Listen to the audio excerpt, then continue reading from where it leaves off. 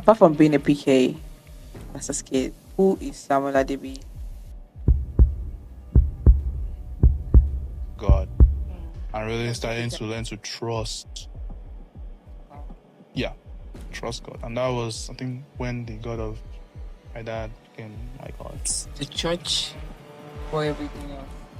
And we'll do Saying that. online, and and then we have to park because we didn't have a location, so we'll be using a hotel event center. Even today now, if anything goes wrong, nobody can hold us ransom. Nobody can say if you don't pay me, I will not come. See, go. We already done it. We'll do it Like, again. But if you're anyway, going to preach love on the altar, you have to show love also. Mhm. I know.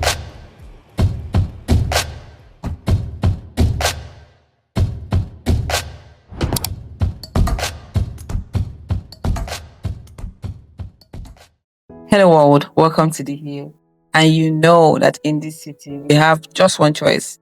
You have to shine the light of God. How have you guys been? How's life been treating everyone so far? Well, I've been good. I hope you have been, been amazing. Also, this is episode 2. Are you guys what I'm saying? We have been consistent. Can I call 2 episodes consistency? But anyways, I am proud of what we're building right here at the Hill. So, what are we discussing today? Today, we are, talking about a topic. We're discussing a topic that I believe is very necessary. So, we are doing a deep dive on the reality of being a PK on MK. So, what is PK? PK means pastor's kids or preacher's kid, MK, missionary kid. So what does it really mean to be, one of these people? A lot of times people just think, oh, pastor's kids, they're perfect, they're exceptional, that is Yeah. pastor. I know they are. Guest, wait. Calm down, my guest. So, but there are also challenges, that they face. There are stereotypes when it comes to their life. People expect them to be perfect, and there are a lot of religious nominalities in their lives. There are a lot of pressure and expectations. So we have a growing PK on set today. That guy that has been interrupting me. We have a growing PK. Interrupting is crazy. So I guess we have to bring. What should we do to that? We have to sanction this out again. Anyways, we have a growing PK on set today, and he has a lot of tales to tell, tales for days, and also wisdom to share. So, ladies and gentlemen, I present to you the interrupting guest, Samuel Ade. Thank you for having Welcome. How are you? me. Chill. Obviously, chill. How about you interrupting me? Yeah. How does it feel to be on the hill? We'll see. Are you ready to tell your story? We'll see. This our guest is not looking serious, so God help us. Amen. Okay. So, my first question. Mm-hmm. I don't want to beat around the bush. It's a lot of things to cover. Do you enjoy being a PK? Emphasis on enjoy. Is it always rosy? No. Why are you laughing? You're going to make me laugh if you laugh. Is no. It's not rosy all the time. 90% of the time it is not rosy, but there's that 10% that is like 10%. Yeah, it's worth it, Okay. when you use the name in your last name to do something. It's good. That's why you enjoy being a PK. I mean, of course, and the spiritual covering. Can I forget that part? I mean, that one is, without being said, the good, but physical things, 90%, and then 10% stuff. Wow. Okay, I think you're too chill. Yeah, you are relaxed. I don't want you to be relaxed in this place. Let's dive a little bit. deeper.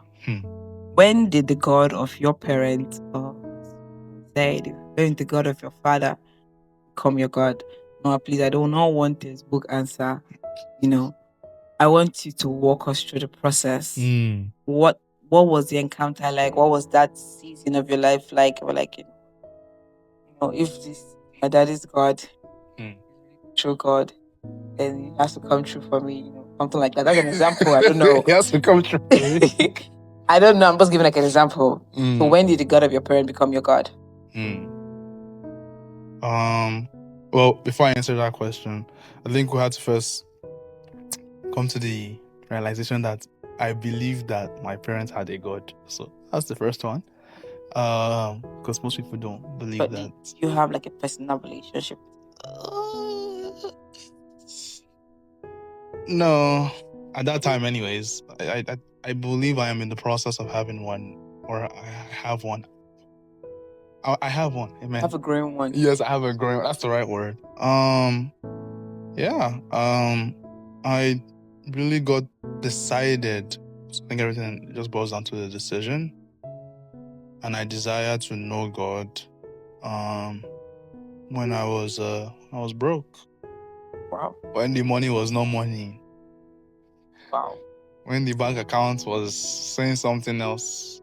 What do you mean something? Did you not spend the money there? What do you mean something else? Who spent your money? Were you scammed? Nah. Okay. It was saying what I was not supposed to say, but we thank God. But yeah,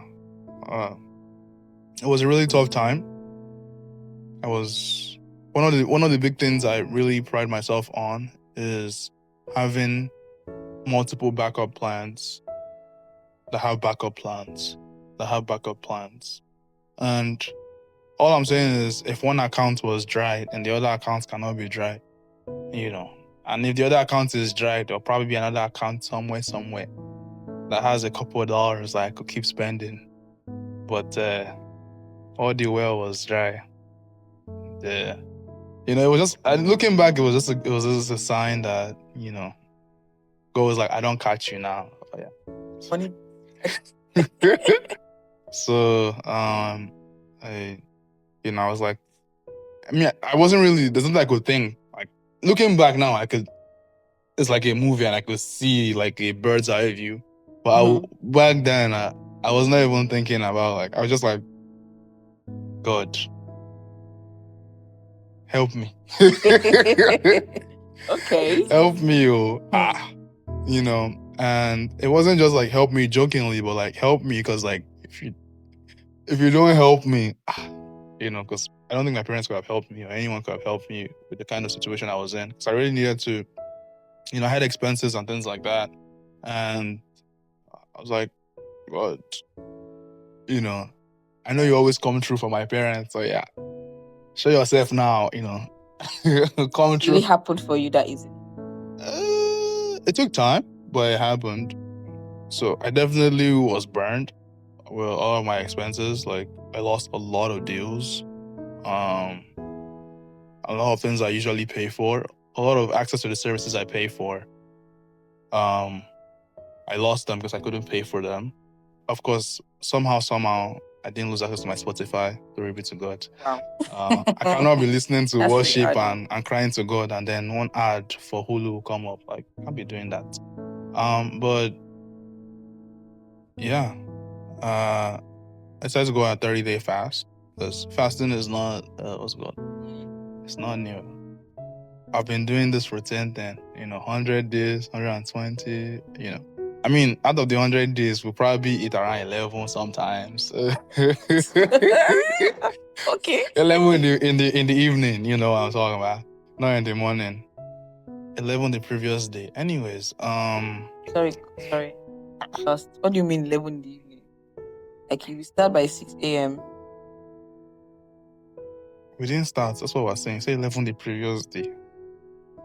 So the fast doesn't start from 6. Starts at 12.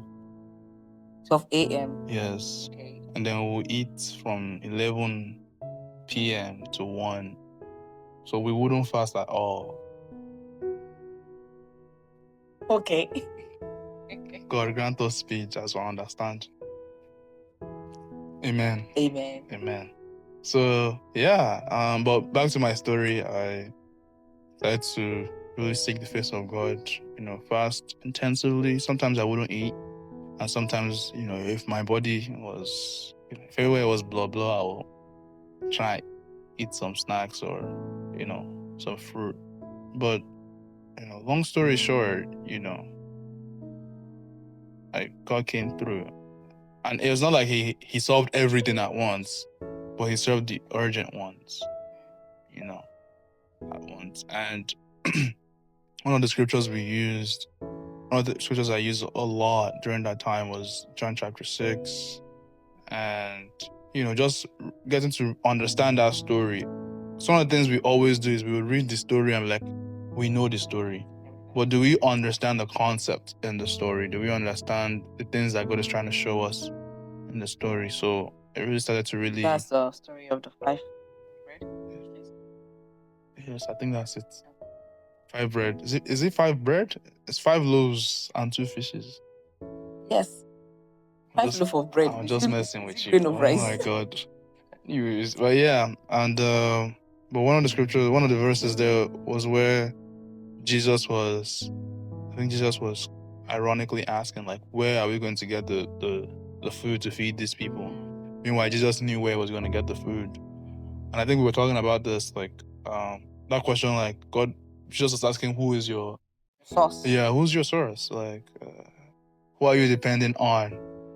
And that brought me to the realization that I can only depend on God. And even when I came to that realization, the actionable part was not easy. Because even when he solved the urgent ones, the one that I said they are not urgent, they were still urgent. So, and I think, just going through that process, I started to develop personal relationship with God and really starting to learn to trust. Yeah, trust God. And that was, I think, when the God of my dad became my God. I like it. Thank you, Samuel. Okay, so let's go a bit. I know in your house, we've spoken about this before. You say it's the church before everything else. Explain that. Just sorry, I know I'm putting you on the spot. For a lot of pastors' kids, right? They go through these things where there's a need in church, a need at home. We must certainly go in church first, but they cannot understand it. You get so if a younger or a pastor's kid is in front of you and do not understand what that means, what would you say to them? How would you explain it to them?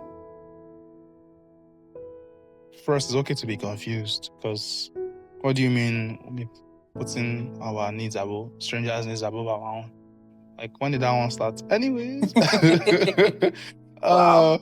But I think first, one of the things that you need to have an understanding of is the work that God has put before someone.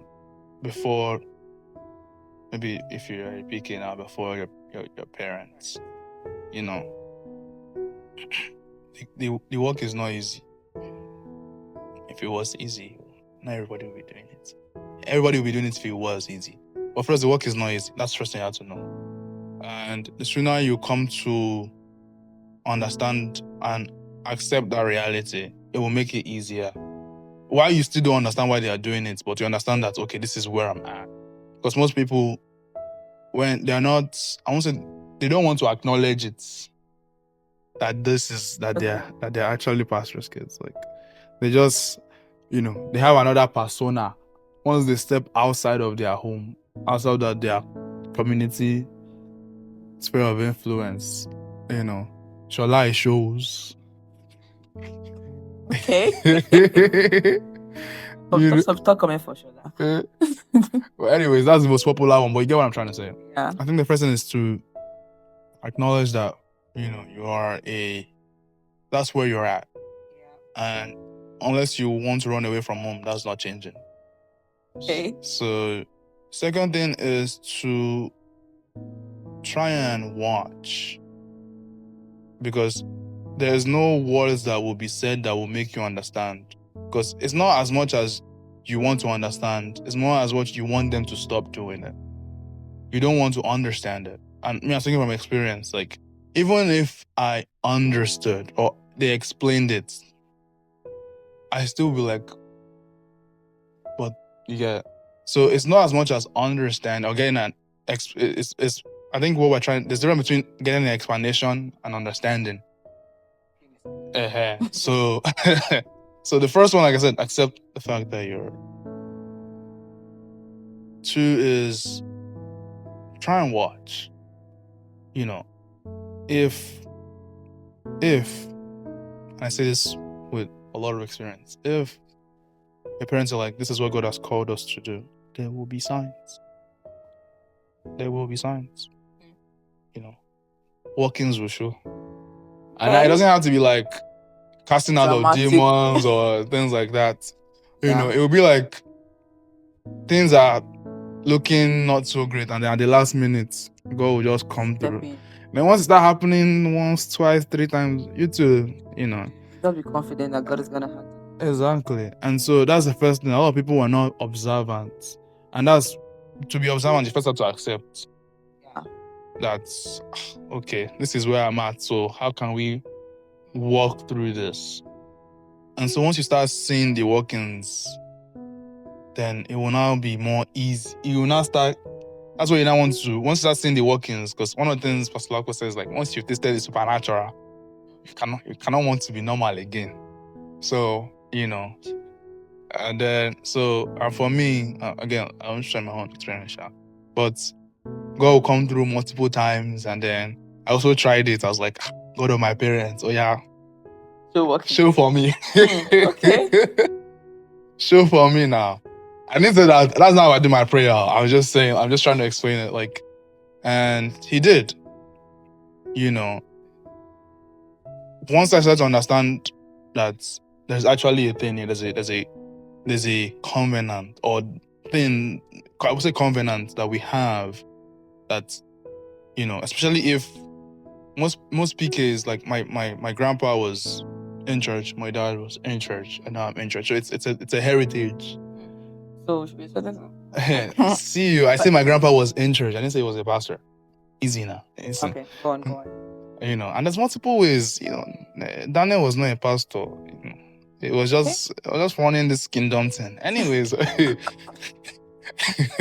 but once you get to that understanding of, okay, there's workings, you are seeing it. The next thing is now, how can I tap into that? So that's where you start developing that personal relationship with God, and that also brings you closer to your parents. Because whether or not you like it, the number one goal for every pastor's kid, every pastor to their pastor, is that they will serve the God they are serving. Sure that. You know, because imagine, you know, if you're PK watching this, like, I want you to picture like your dad is preaching or your mom is preaching, and people are getting blessed, people are getting saved, and things like that, and it's you that is vaping, or it's you that is drinking, or it's you that is partying. And I'm not saying there's anything particularly wrong with that, especially in your own understanding, but it's wrong. But in their view, they are so heartbroken because God is doing mighty things through them, and their first ministry is lacking. Permit me to say this. But, you know, for that kind of thing where, you know, pastor, parents are working wonders, but the children cannot resonate, right? I would, which my answer is not a generic answer. Okay, let's hear it. I would say that communication sometimes is the problem. Can be the problem, right? It's not just verbal communication. Even though I think that, especially if, you know, you are an African PK, communication is key in that kind of, you know, setting.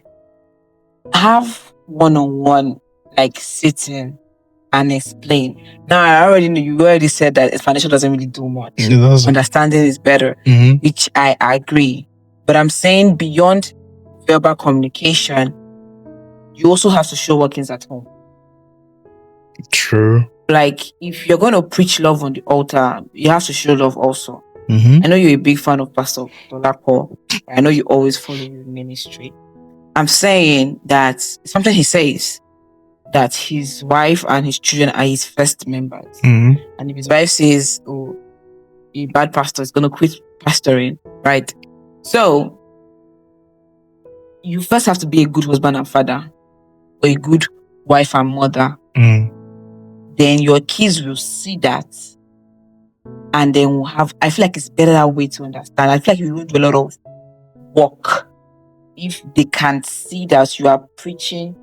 You practice what you practice preach. what you preach. Okay. Yes. Because if you are, because there's some pastors that, you know, they're on the other side, but they can preach on the altar and give a good sermon. Lines will be dropped. Everybody will do Deep. you know, deep. You know, but at home, which is their first ministry, they struggle. And then, how do you want to explain to that child, that PK, that do what I say, but don't do what I do? They're gonna rebel. True. And that's why context is very important. So, in my experience now, like, my dad did practice what he preached. So I didn't have that issue of it's different from what we see on the altar. I think we don't even see, you guys don't see everything on the pulpit. So, but if that's the scenario, one of the things that I would recommend is find a home church. What do you mean by home church? I mean a church where you are getting fed spiritually. And then... Sorry, I need to cut you. Oh, yeah. You know how hard it is to leave your parents' church. Are you here? And now it doesn't... So, and when I say find a home church, it doesn't have to be physical, especially starting off. You know, because you want to get fed, but you could start off with online sermons. Because you could still be doing the routines, but you also want to... That's what it's going to be. It's going to be routines because you've been doing it for a long time. And of course, you want to put your heart into it, but you already have that mind of what are we doing here? You know, it's not real. So one of the things I would recommend is start listening to words that edify. Let's cancel the whole home church then. Start listening to words that edify. You know, messages that you relate to. There are a lot of good preachers that are there is, you know, out on the internet. And you know, I like Pastor Lako because his message is so simple, and he just makes the routine we're doing. It gives understanding to it, so it just makes it make sense. That's what it is. And so, but if we're talking in the context of they're doing Christianese, like they are preaching on the pulpit, but at home is a different story. I would say one,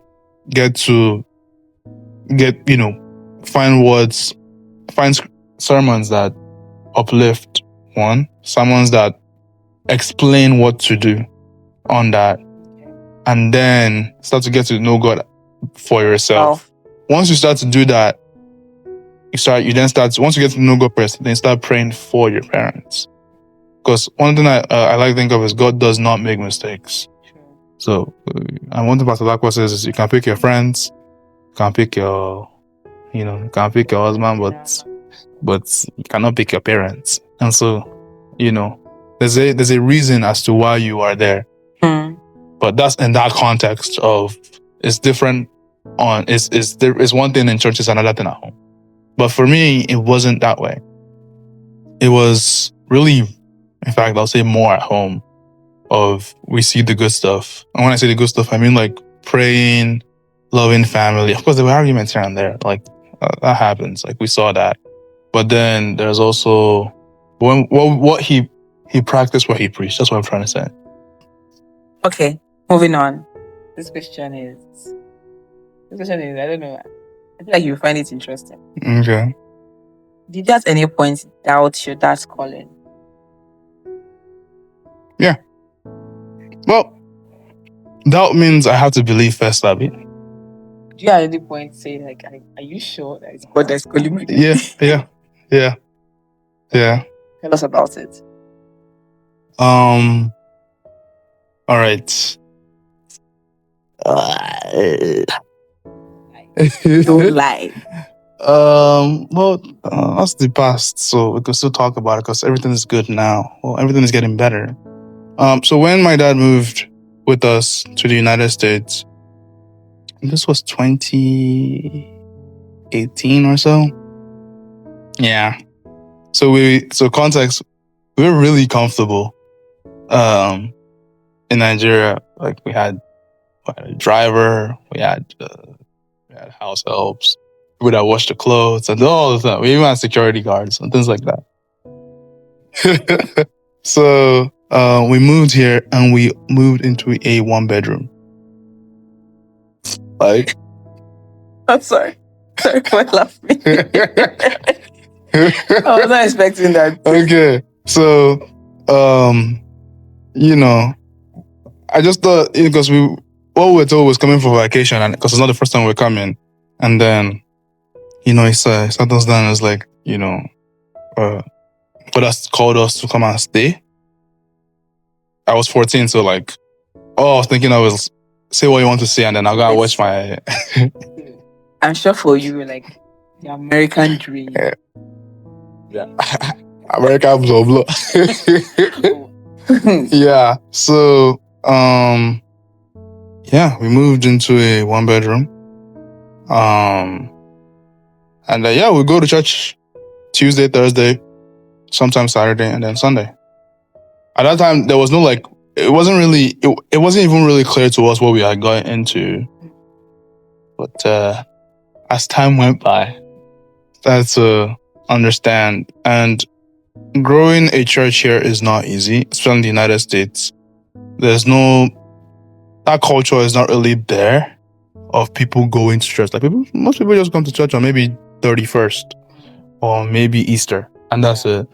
And so it wasn't really heavy in Nigeria where everybody was like, God, my God, my God, and things like that. Okay, go on. But here, everybody's like, I believe in God, and that's all they say, and they'll move on. But, that 1-bedroom phase, and at that time, I was also growing. I was 14, and I would go to school, we'll come back home. I was like, when are we going back? This is not what you told us we were coming. No, we see on TV. Funny thing is, the year prior, we had actually gone to Florida for a actual solid vacation, and we had this resort that we were staying, and we had everything was what we saw on TV. Exactly. We went to Disney. We did all these things. The next year, that was what we were pitched. That's what we're gonna do. Okay. And then we came, we packed the bags. I should have noticed when we only packed 1 box, but I was so excited, because I was like, well, we'll do it. And then we'll come back and I'll brag to my friends how, and I come home with quarters and dimes, Wow. Quarters and dimes now. I can buy you puff puff now, So anyways, in Nigeria. But anyways, and then they broke the news to us that I was staying, and I was like, okay, yeah, I was staying. And I was thinking we'll have one big house, and we'll have our drivers, and it was like, we're going to do church. And I remember we came, started the church, then we moved out of that location. That was the first time I'd done intensive labor.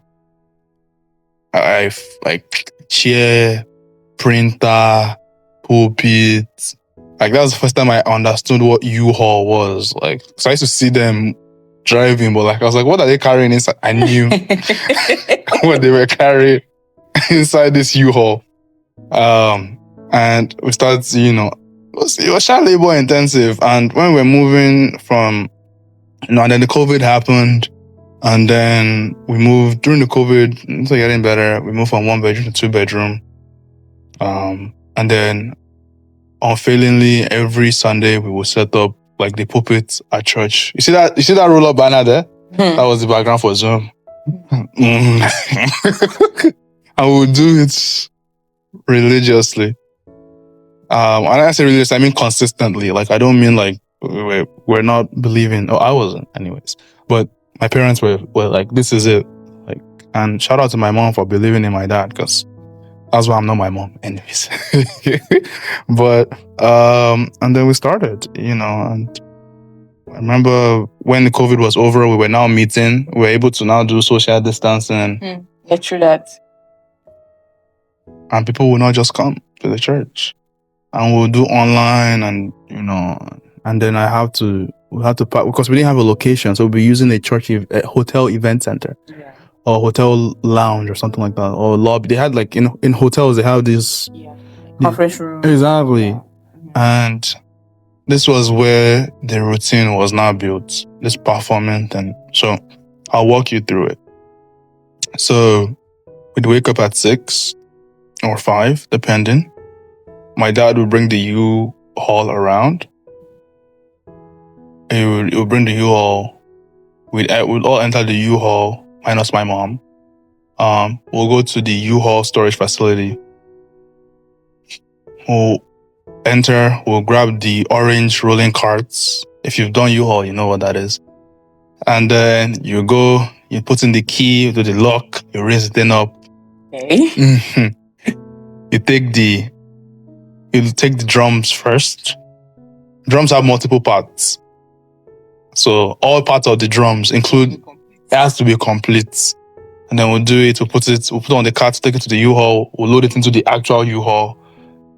Instrument, keyboard, pulpit, projector, TV, cables, like everything had to be taken. Church from scratch every Saturday. Exactly, every Sunday morning. Wow. I'm also it's crazy. Anyways, we then enter the U-Haul, drive to the hotel, set up, and this is all before 9 a.m.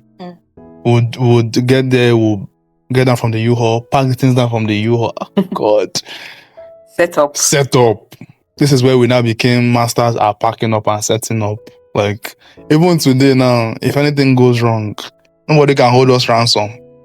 Nobody can say, if you don't pay me, I will not come. See, go.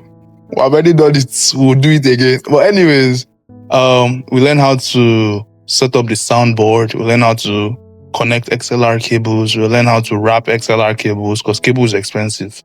We learn how to do easy worship. Now we use ProPresenter, but back then it was easy worship. We learn how to set up speakers. At that time, we're using analog speakers. So we had the, what's it called? Amplifier. We just learned it. Mic is crying, we'll figure it out. Scripture is not showing. Computer is freezing, we'll figure it out. And after service, and even as the pastor, as dad was preaching, all we were focused on was just making sure the service runs smoothly. So we're not, I won't say we were receiving blessing for the work we were doing, but we're not hearing the word. I think the word is well, it's the one that you hear that you receive. So, well, we're just trying to make sure that, because at this point, was perfect. Exactly. Like, I think at this point, we're already starting to accept our reality.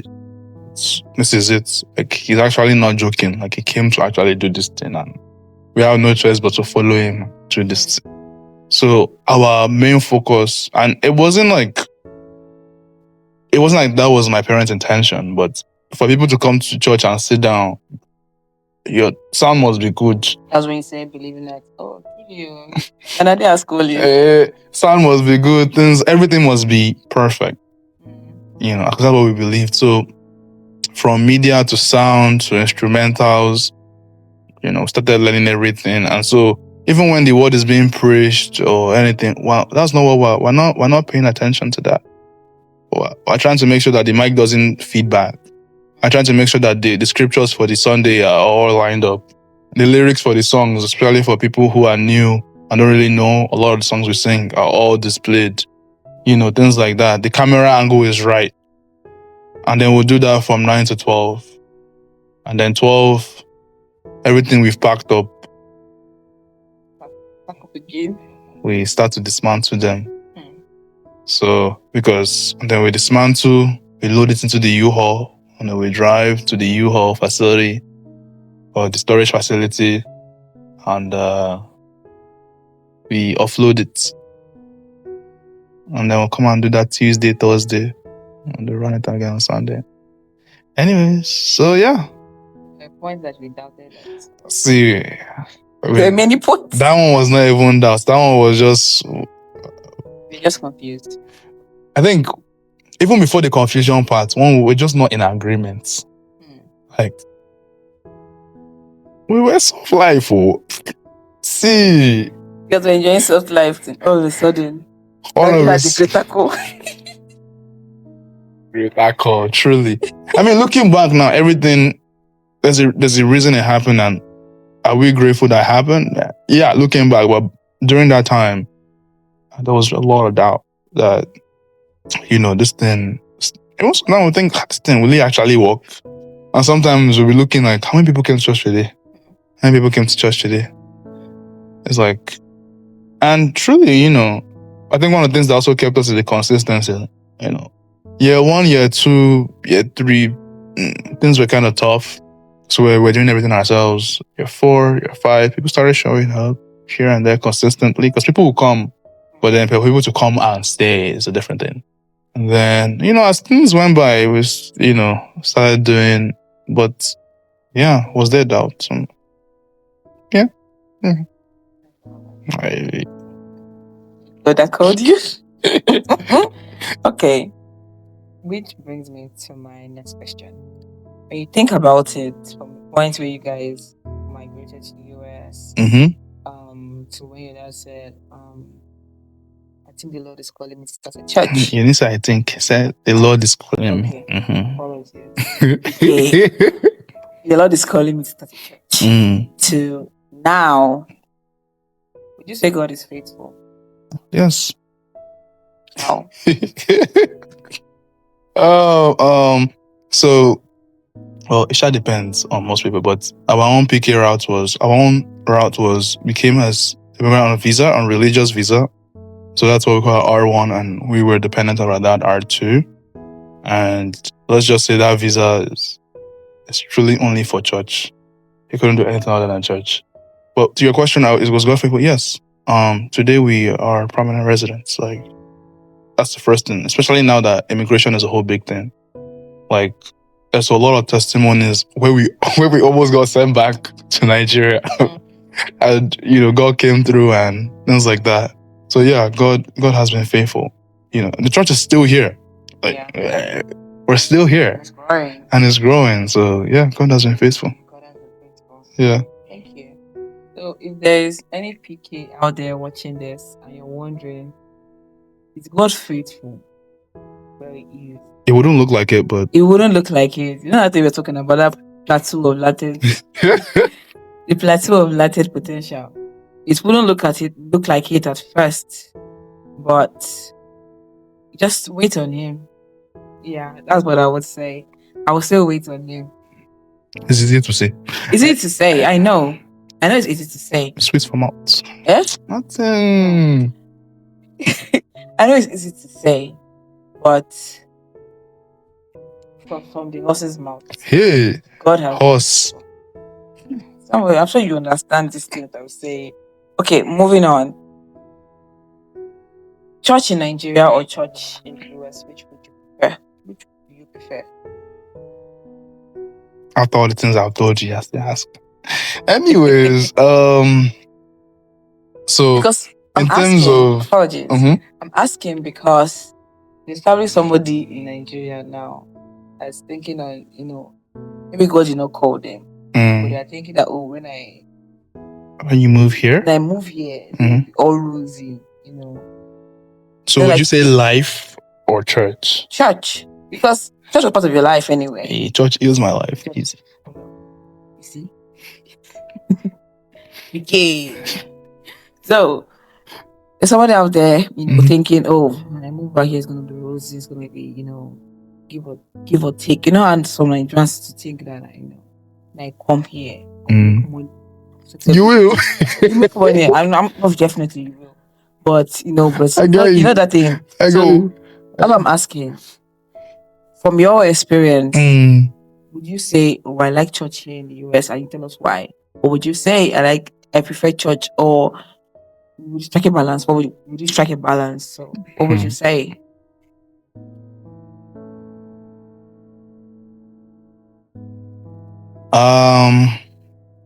In terms of personal development, I would say, and this is just speaking as a PK now, I would say church here. And of course, I've already shared my experience of what we had to go through, you know. So, in terms of enjoyment, based on also context, my parents were pastoring a big church before we left Nigeria. So I would say, with that experience in mind, in terms of enjoyment, then yes, church in Nigeria. But the question you mentioned about it being rosy,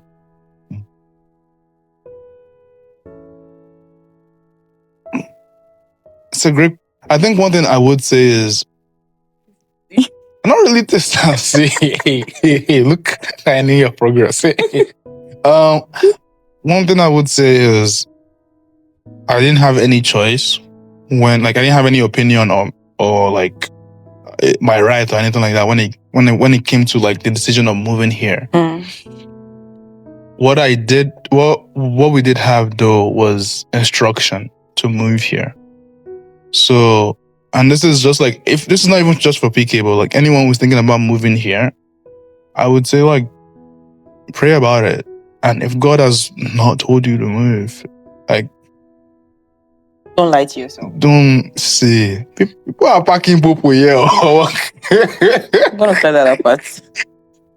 People are doing night shifts and it looks as if they've lost their souls. And, is there money to be made? Yes. But then most of the time, the first 5, 6, some people 7 years is just surviving. Some people come as international students. That's the F1 visa route, and only God. If God was the one who sent you, then He will always provide. But then if you're the one that sent yourself, let's say you sent yourself, or you saw something online, one influencer was like, "You just do this, you do this in 12 months." I don't lie to you. But yeah, what I'm basically trying to get at is one of the things we still hammer on is, if God didn't say so, He wouldn't have done it. Hey. And just because, and when God said it, that's when they did it. But yeah, if you believe, and please confirm as well, because before they did make that move, like I said, life was comfortable. Life was comfortable back in Nigeria. We had a 8-bedroom mansion with drivers and all. And then all of a sudden, 1-bedroom apartment, not even house. That's not 1-bedroom house, 1-bedroom. 1-bedroom house. That's a hot. Yeah, so it's not. Does everybody have to? I would say, I value what I have now because I value the relationships I have. I value my personal walk with God. I value the skills I have now.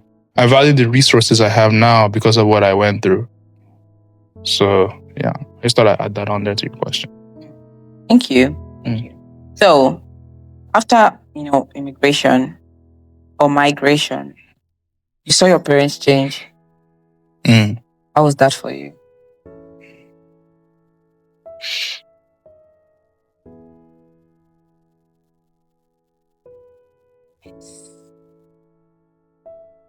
Give me a second. That's a great question. Yeah. Well, first, I would say the veil on their faces were ripped. It was removed. I think that's the first thing. I think it's called culture shock. But I like to use biblical terms. I say the veil. Because,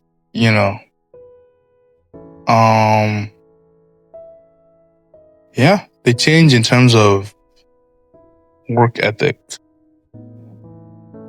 Growing a church is not easy. And being consistent is also not easy. their prayer life changed for sure.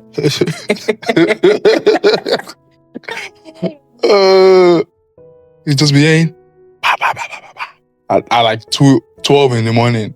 And you be like, my God, what's that noise? And then and before you know, you just feel oil on your head. It's like, bro, like, what are these people doing? And you see, they were doing it day in, day out. You know, our prayer life, quantum leap. Like, you hear people praying in the spirit. You see people fasting. God. I mean, now I understand because I'm doing small. I'm not doing up to them yet, though, but I'm doing small. Perspective. Before, do as I say, or you chop can. You know, it was a very big thing, and I'll give you a good example. So a while back, when we first came, you know, we already have the values. Like, it has been beaten into us. Yes. That's what it was. Like, it has been ingrained into us that, you know, there's certain things, respect your elders, things like that, and, you know, you don't call people by their name, you know. I remember I went to school one day and one of my teachers, his name was Bolton. I was like, Mr. Bolton. He said, call me Bolton. I was like, hey, what do you mean? What do you mean? But anyways, what I was trying to get is like, so I talked about perspective, and my dad, you know, bless his soul, he was trying to discipline our third. Our third was really young. That's Daniel now. He was really young. So he didn't have all those, you dobale, you know, you only see your elders carrying stuff, you collect it, you wash the plates, you do all those things. Like, he didn't have all that. So, come on one day like this, and he was just acting up, and my dad descended on him like typical African style. Yeah, but anyways, I mean, it's already happened. That's a story for interesting stuff. But long story short, long story short, you know, CPS showed up, you know. Yeah, you know, and that was when I said the veil was removed from their faces. Like, you cannot be whipping your child like that. And anyways, and yeah. Yeah. Like, what? Yeah, this was like years ago. This was when I was in elementary school. I'm in high school now. So yeah, they showed up, and you know, my dad was just shocked first, like, you know. So I know you're laughing. I know we are laughing because hey. But yeah, and onto that, they just learn how to parent with intentionality, and today now we have actual conversations with parents. We ask a lot of whys, like, and they actually explain. You know, there's no, I'm your father, you do this thing. Because they were also very scared that, you know, we'll just leave and go to the streets and be smoking and be drinking. You know, you better be careful. And maybe parents watching this, it's a thing here. Because the culture is very prevalent on, and, you know, because you can't really, you can discipline your child, but there's not the African way, yeah, where you be carrying rod and branches and all of that good stuff. But you could use belt and things like that. But yeah, perspective definitely changed. I think we could sit down and have honest conversations with our parents, which was really rare when we were in Nigeria. Which honest conversation? Okay, I shut up and do what I say, things like that. And we also watched them grow as well in terms of leadership and just capacity. You know, because once you move here, and I mean, the ultimate reset is a 12-hour shift. You do 12-hour shift, you come home, first lie down. You first lie down and be like, God, if it's not you that called me to do this, wow, I would do it. Well, anyways, but that's the capacity to handle things, to handle situations. one of the things I say is we could plan full-blown events. You know, we could plan. I remember when we had a church, another location, and rain fell heavily, and we showed up and the church was flooded. See, story for this. See, we've done intensive living. I think we could run a full-blown cleaning company, sanitation, and all. Chair was wet, everything was just. And we now had to start, using all the machine to suck the water, and it was rogue. So, you said the roof was leaking. Well, yeah, so many things, but growing in capacity, like all things can phase my parents these days. Like, I'm like, if the sky should fall, yeah, we trust God, but it's not a lot of things they haven't seen. That, like, is it not, how much is it? Okay. And people will call Pastor, this has happened. Pastor, this has happened. God is in control. But before, they'll say God is in control, but they've not gone through it before. But now they'll say God is in control because they have. And there's just that confidence they have. So yeah, that's some of the ways I've seen them change, just as pastors and also as parents too. Thank you. Thank you. I like that. Okay. So, as a PK, I know there's a lot of things that you cannot do. Right? So, was there any point in your life or generally do you feel like you missed out? Yes. What are you talking about? Yeah. I mean, from the perspective of my high school self, yes. So when I go to college, I just went straight to work. So, yeah, there were high school parties that you just couldn't go to, sleepovers, Halloween. People would say, Sam, come on, do trick or treating. Things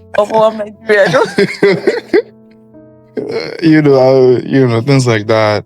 And, just even, I remember, this is one of the funniest ones. Because in high school, you have boyfriend, girlfriend. My Lord, try it.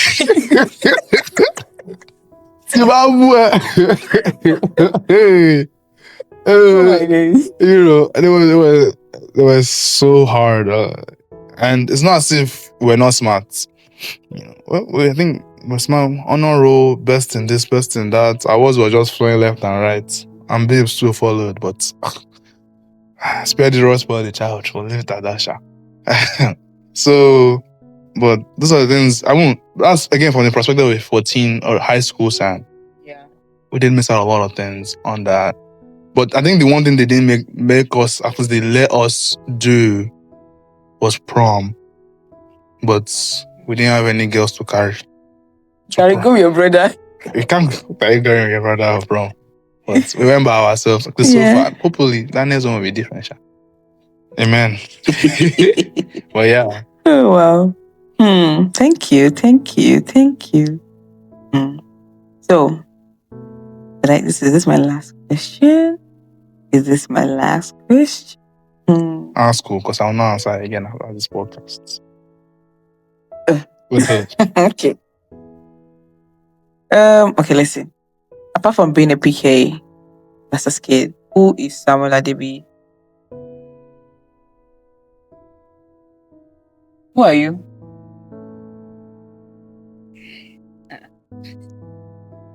Come on, take your time, think.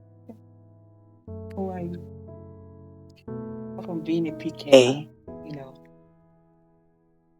That's a great question. Thank you. Any question that had you thinking is a great question. Thank you. I was expecting PK questions. That's it. Anyways, I'm just thinking about your question because your questions made me realize that I've been doing this, like 90% of my life is PK, or 95% of it, and I just haven't really stepped out of that. I don't think I will. But to answer your question, I said child of God. I said first of three. I don't really have an interesting answer outside of that. Okay, so I would answer from the Samuel of before, without the PK of who he was, and I'm gonna then use that to answer now. Does that work? Okay. So, The answer isn't straight. It's just going to be in context. And then, That's fine. okay. So,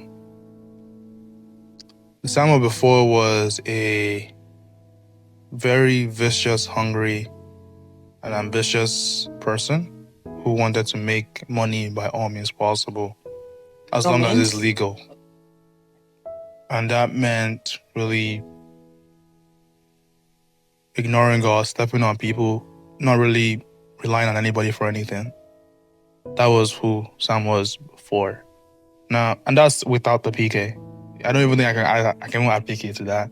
But right now, I'm still in the process of discovering. But one is, I'm a very joyful person.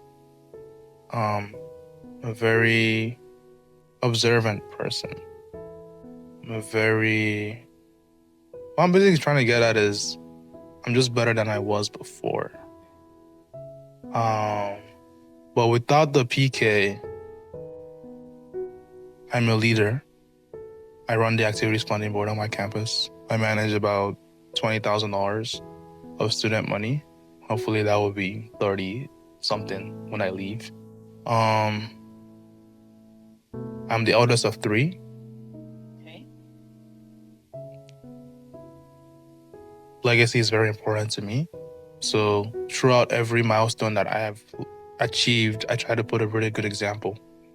From high school, I graduated high school with college credits. My brother graduated with an associate degree. I had a pretty average SAT, and my brother had a really high SAT. That's my second. My third is also going to graduate, hopefully, with a bachelor's degree from high school.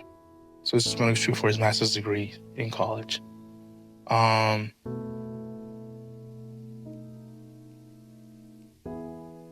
a very big risk taker. Make a lot of sacrifices. I don't mind because that's the duty of the eldest. I am a child. I'm just gonna leave it at that. You know. I like the answer because for someone like you who had to grow up pretty early, you did. I don't think you can look at yourself in the mirror to know that you grew up pretty early. I don't know how to explain it other than that. I mean, there are kids out there, PKs that had to step up early. You know how we're talking about, so I'll be talking about childhood trauma. I'm not saying you're traumatized now. Definitely I was. Anyways. Okay. All right. I'm not like a psychosocial person, specialist, so can't diagnose you with childhood trauma. But I'm saying you have to learn how to be a child again. Or enjoy, because especially for the first kids always feel like they have to grow really fast because of responsibility, so you have to intentionally enjoy your childhood. And I think that's also the work of the parent also. Do not, I won't say do not, because some cases, well, bro, you have to grow pretty fast, but I'm saying take our time to eat and enjoy life. Enjoy life. Everything is not gonna be about the church or the performance or money. Take our time to, when I will say, heal and breathe and be a child again. However, sometimes people be like, I was not expecting. I want to play. I don't know about you, right? But I want to play. Is it? Oh, you're not so old. That's your problem. You're the one that is seeing it. I want to run on the beach. If there's bouncing castle, I'll jump. Right? I mean, everybody has their own story. Yeah, but, everybody has their story. Take out that to enjoy the moment. That's what I'm saying. I think that's the word I was. Yeah, that's the word. Enjoy the moment. Yeah. That's it. That's what I would say. Right. I'm gonna move this question to the last one. So, moving on, I think I have like Keep going. I'm enjoying this. small church or big church. When I say big church, I'm saying your dad pastored a somewhat mega church in Nigeria. Mm-hmm. Yeah, your dad pastors now is not a mega church. So, in context of people, like the amount of people in the church, which would you say you prefer more? I would say it's small church. You know, I like that because I get to know everybody, and everybody gets to know me. And say it takes a village to raise a child, and I think we have a pretty smart village here. Okay, We do. we do. We do. Yeah, so and also we also get to see how people grow, and we're also able to know that we're not alone in the growing faith process. Because if everybody's large, all of a sudden somebody, you see somebody like 6 months before, and then you see them 6 months after, and now they are praying in tongues, and like, when did that happen? Like, can you share your experience? And they're like, who are you? It's like things like that. But then Really cool. but then, I remember in Bible study, was it on Tuesday? We were sharing about like so when seasons change and things like that, like, and we're sharing experiences and things like that's what helps people grow in their faith. Yeah. And if we're too much, or if people are not growing, and if there's no community, then I wouldn't like it. I like your answer, and I definitely resonate with what you said.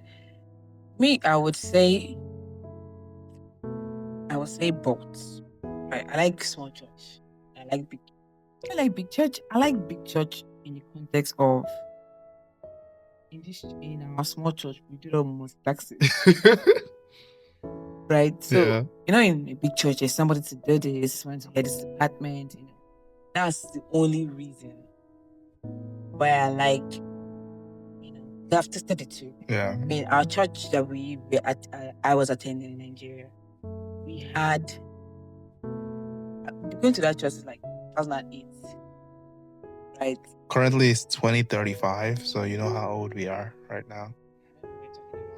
Fine. So 2008, and we watched the church grow from a small bungalow building to basically like something like a skyscraper. Wow. Yeah, so I don't know how many floors, but it's a huge church, in that community. And I would say the last time I actually enjoyed church was in Nigeria, was in teenagers class. I had an amazing teacher. Shout out to Uncle Ayo. So Uncle Ayo. Ayo was a really good. This thing that we used to say, oh, don't give textbook answer, don't give just answer. He used to say it, and then I just, we just used to laugh. I was like, yeah. But I didn't think I understood, the in-depth of what he was saying. Because big church, right? When you graduate, is it graduation? I would like to call it. When you move from teenage church to like adult church, right? They give you like, let's say 2 months-ish. You say like you're 18. That was the structure then? Yeah, that was structure. You would Okay. go to believers class, you would go to workers in training, baptismal class, then you would just join the force. But there was no like intentionality. I know that the church here is still gonna grow. I believe this is one of the things that I would love the pastorate to look into. Yeah. And be intentional about is intentionality. Why we grow, let's not lose ourselves. Right? A lot of people would come into a big church, and before you know, they're already on the altar. I'm not shading anybody, to be very honest. But what I'm trying to say is there is no intentionality. Right? People will just ask, are you born again? Yeah, born again. Good. Like How old we know? yeah. I know yes, they are KPIs, is you write disciples class, you write exam. But I don't think that's enough. But like for small church, for small church, let's say small jobs. Hey, am I hungry? Yeah. For small church, there is communal living, right? And there's less gossip. Yeah. Yeah. We read in the Bible study about Timothy. Say he was well spoken of. Yeah. So There is less gossip. There is I feel like we're more real, right? And I really like that communal living. And I believe and because I believe, I know, like I've seen it. A lot of churches as they grow, they lose it. And it just becomes performance. Honestly. Like it just becomes performance. But well, we have to be on time. Even though I know time management is again very important, right? We have to be on time. We have to do this. We have to do that. It's just it's true. It's so rigid.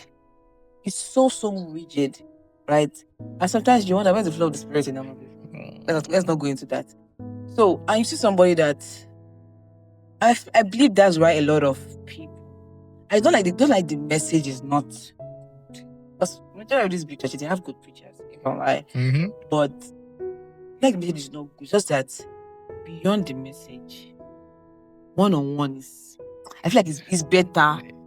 We know it's better, and I know it's easier said than done. Sure. But it's possible.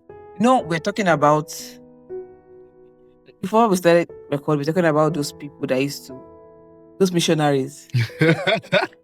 And we're laughing. But one thing that even though their doctrine is not our doctrine, right? Whatever they believe in is not what we believe in. And I understand why somebody that young will be calling himself elder, and I understand why Just they are. out yourself. That'll be all right.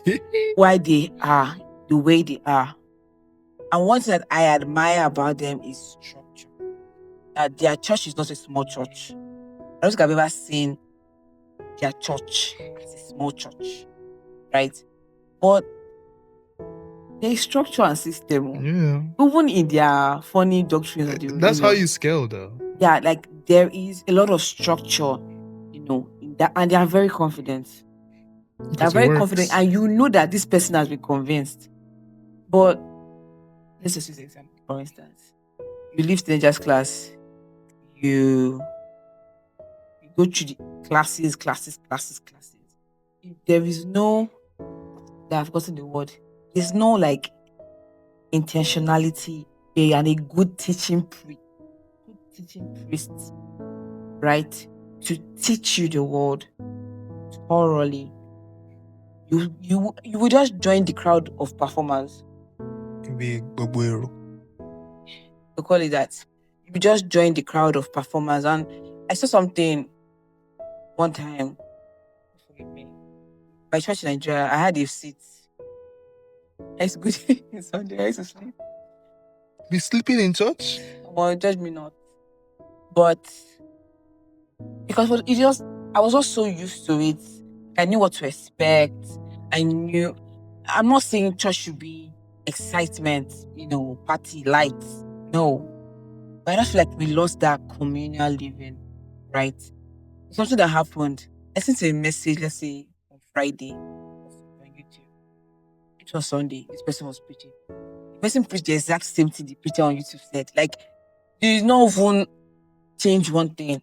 And I was just thinking, if we say that the leaders that we are building are qualified to be leaders, that means they definitely should have a relationship with Jesus, and they definitely have the Holy Spirit in them. How will you copy somebody's message word for word? You know yourself. I don't know. Let's not go there. I'm like, why would you copy somebody's message word for word without changing anything? I was just wondering that is it the Holy Spirit that asked you to do this? Because I wouldn't want to judge, but I'm like, it's word for word. So like, when did you sit down and ask that Holy Holy Spirit, or what do you want me to teach your people? We didn't. So just they put me on the schedule. I have to give them something that shakes, something that move. And they'll say deep and I'll say deep. And you just went, copy the message and clock it, crammed it, probably wrote it down, and you poured back again. So I just had me thinking that if I can sit down at home and watch this thing online, I don't need to be here. So that's why I'm saying that I like communal churches. But a lot of times not like we like this. I'm not gonna say we like to grow. We have to grow. But one thing I believe that we should not lose while growing is the communal living. Cell churches, house fellowship is also very important. But just that whoever is leading has to be very intentional. I feel like this communal living should be one of our core values also. Right? So people are not performing and they know the routine. Oh, after praise and worship is over, after offering is over, but there's nothing to show for it. Inside them, they are void. Let's say they are void. They are empty. There's nothing. Yeah, talking too much. It's not my interview, but we thank God. No essence. You say that no essence. All right, Sam. How you feel? Don't know. Is that the last question? Okay. How were you able to resonate with covenant obligations? Explain. Thank you. Thank you for that question. Okay. Covenant obligation, like first fruit. And I know that in your house there's more than first fruit. So how were you? And I know I'm using first fruit as an example, right? If in some people's houses is devotion. You can't miss devotion. In my house in Nigeria, you can't miss church. Be having fever. You can't miss church. My mother can wake you up 2 times. I don't know how you are going to be. That's crazy. But yeah, there are some covenant obligations. I'm not using this for example, right? Yeah. Some people is deeper than that, right? But I know for PKs, especially if your daddy is truly called, not your daddy called himself, kind of thing. There are some covenant obligations that you have to. Like for Abraham, it was circumcision. But I know that there are convictions that God has given people that He has called, for their family. For young Samuel, how were you able to resonate with that? Because there are PKs out there and saying that is asking us to do this. Oh, I had a problem with this thing. Sorry. My mom likes to give things out. She likes it. And I had a problem with it because I would go to school. I was boarding house. I would come back and my wardrobe was gone. Amen. And I would go to church or go to her store. People wear my clothes. This is my come to our house when I was not right, So, and it helps me give, freely. Growing up as I've, grown to an extent. So that was our own thing. Somebody's in need, should we give? Tell me. Bro, I must tell you're not in need. A big boy. I must tell you nada. I must tell you nothing. So how were you able to resonate like that small Samuel? I remember one time this very fair thing you do in my church in Nigeria. Like, have things you don't use in Nigeria, you do this in church, there's food, there's this, and they'll share it. Hey, but they're picking clothes. When we came to drag my ear, I can leave that place. Because she knows that if I can't take my shoe back. That's wild. Then I'm like, I did not give this thing out. Like, I would just somebody just wearing your clothes. I would look at the person. Madam, move your eye for that person's body. It's just something that we grew up with. And it just became a thing of that's the norm. That's how it's done. You can't change it. And we started doing it also. But that little Sam. Let's talk about first. Let's stick to first fruit. When your dad first told you that you have to give first, what was it like? Oh my god. I don't know. It's on Instagram. It was like everywhere first, like What was this? blow. You know, because it's very easy to say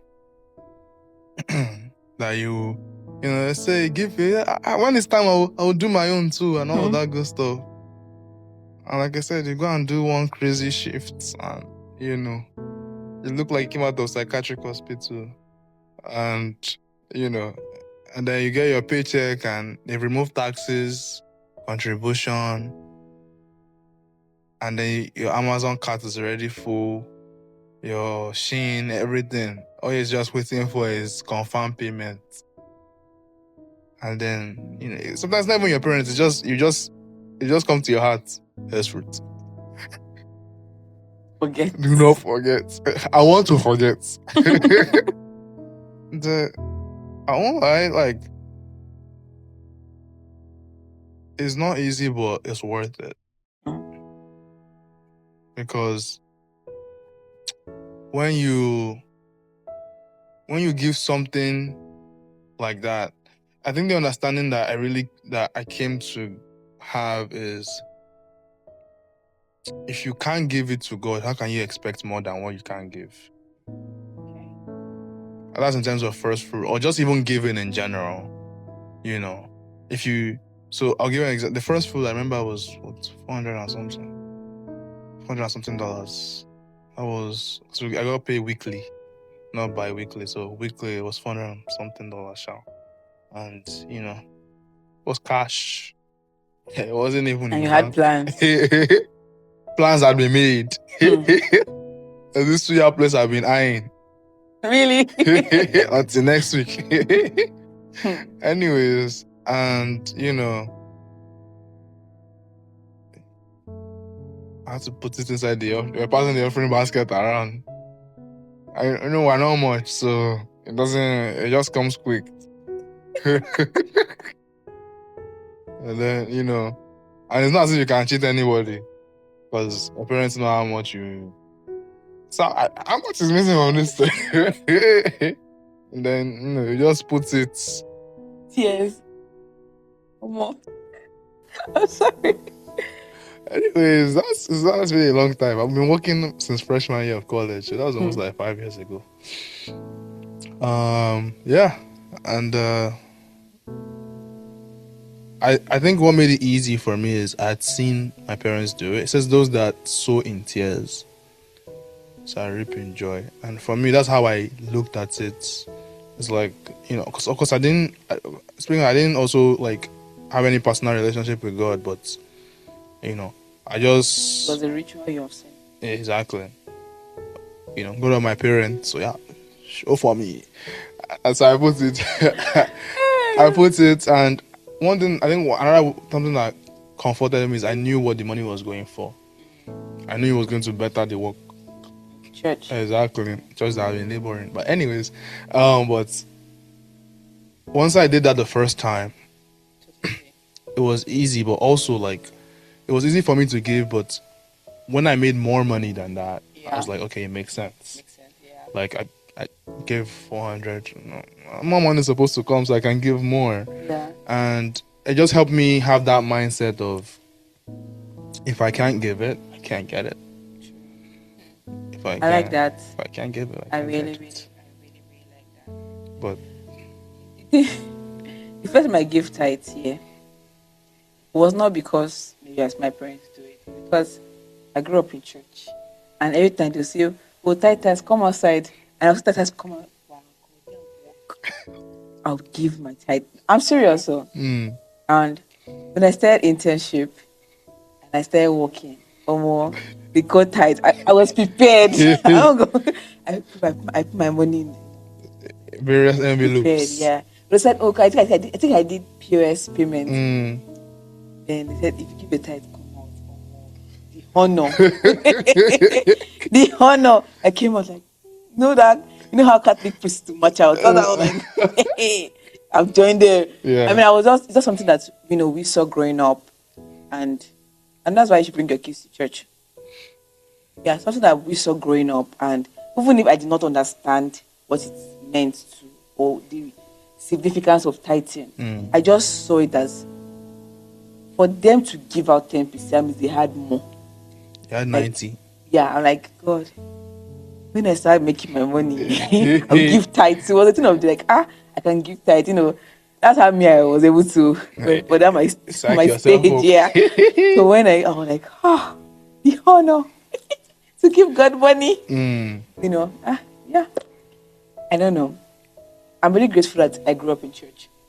Yeah, I'm really grateful I grew up in church because some bad decisions that I was supposed to make. When I remember Where you're coming from? where I'm coming from, like, man, Oh, they say. oh yeah, what would they say? And let's be honest, let's just be bad. Let's just be very bad. And if not for, I would say the Holy Spirit, honestly, I would have lived in regret right now. But we're grateful to God, grateful for the church. The church. Church is so key. Let's talk about cultural practices in church. This Cultural practices. in church. Did you ever go to a church where there was a lot of expectations from you, from the members? Like No. Yes and no. Like even here, there's unspoken. expectations. Yeah, no. And you know how our people can be, how Nigerians are. I'm a pastor. you know. I don't like saying it though. Come and flog me. But yeah, there are unspoken and I mean, I try to live up to it, but not for them. Yeah. The expectations are there, but I don't do it for them. I do it because one, that is how I honor God. Because what are the expectations? At least for me now, is sound, media, all of these things. And I'm like, well, I'm not doing it for you. I think that's where the narrative has to change. Now, there's some unrealistic expectations. Like you had to, your dad has been, my dad has been preaching for over 30 years, and they want me to have the same utterance as him. As how now, like, That's how. it's not the journey. Baby Everybody's journey steps. is different. Baby steps. But like when it comes to like hard work, things like that, showing up, showing out, and just putting in the work, those expectations are valid. But the reason I say that you do it for God is so that you don't let other people's opinion, other people's validation be your satisfaction. Because God, because people are like this, because you be doing, look at me, I'm doing this thing, and them they're thinking about their bills, and you go and meet them, chop back and small. But if you do it for God, and if you know you are doing it for God, so those that work in private, the Lord, Lord will reward them. Those that labor in secret or give things like that, the Lord will reward them publicly. So for me, that's how I kind of geared myself. I was like, yeah, there are expectations for, I think you guys were. I think the whole immigration thing shaped you guys a certain way. yeah. But a lot of PK, a lot of PKs out there, their own was not even, like the sound. Their own was they just wanted to be like teenagers, and they're not allowed to be teenagers because if they. I'm not approving your bad behavior. let's be clear on that, right? They want to do some things that kids would do. Why are you doing that? Your daddy. What would daddy say? What this thing? Nobody's watching up to you. That kind of thing. So you have to act a certain way. Oh, I'm perfect. I'm holy. I'm divine. This and that. And when I spoke on culture in the church, I think it was our church in Port Harcourt. The auntie in our class, children's class, she came with cane. In my head, I've always been curious. I'm like, I won't speak, but in my head, I'm like, I'm judging you straight up. I'm like, We go home, cane. Go to school, cane. Even in Jesus' house. Spare the rod is for the child. Give the child a break. No. Even in Jesus' house. And something that happened, she said, everybody hold your lip firm. I'm like, where will we not speak? And me, I was sitting with my friends. I said, should I give the cane? And it was small. I ain't gonna lie. That's okay. But the way I shouted, even had said begging me, I know you're my friend. I shouted, because I'm like, if this is Jesus' house, and honestly, I think it's just a cultural thing. Like, I teach children's class, and I cannot go and flog those. Hey, Jesus Christ. You know. discipline them. Discipline them. So I'm saying, and she told me story. You're my friend. You're my friend. And she skip that testy time or something like that. It's tea time. Oh my God. So I'm saying, in the growth of the church, I know that to an extent, even since the day of Paul, we can't absolutely remove culture from the church. It can't be absolute, but I think it should be tamed. What do you think?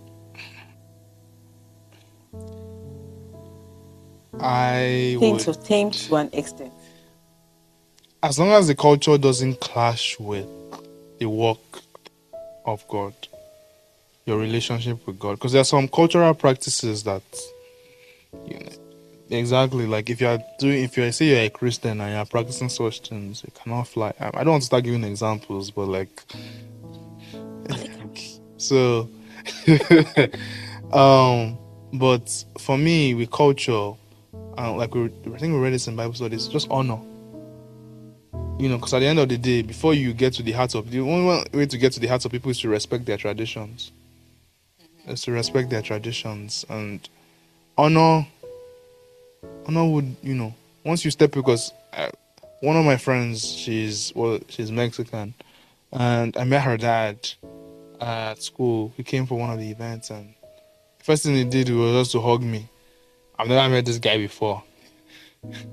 I should just elbow him, but I was like, because that can be your in-law. Somebody can just calm down, elbow your in-law. But he was like, "Oh, what's happening?" But that's the culture, bro. And I was like, "Oh, I'm," and I was like, "Oh, I'm good." And my mom was like, "Who is this?" Because I didn't even know that was her dad. He just walked up to me. Yeah. I just gave me like a firm hug, but that's how you pass the message across. So like, if you want the message that you're preaching to reach into people's hearts, it's to honor their culture, and of course there has to be boundaries to it, things like that. But that could be another conversation. That's a whole topic by itself. All right, guys, thank you, Sammy, for coming to the Hill. Thank you for having me. Thank you. I hope we'll see you again. Hey, amen. Okay, amen means shall it be, so that's a yes. We'll see. No, that's a yes. I'll definitely see you again. All right, guys, thank you so much for watching today's episode. Till we meet again. Pastor Sammy.